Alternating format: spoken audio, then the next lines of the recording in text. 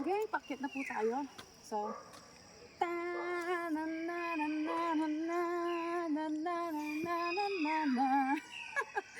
Wala, nakikiuso lang. Pero hanggang doon lang yon. Okay.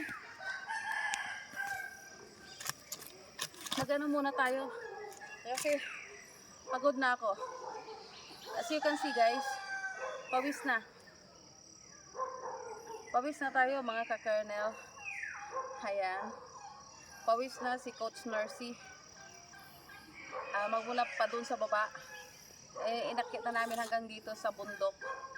So, hanggang sumarating natin ang Botanical Garden ng San Fernando, La Union. So, nilakad namin magmula doon sa bayan hanggang dito.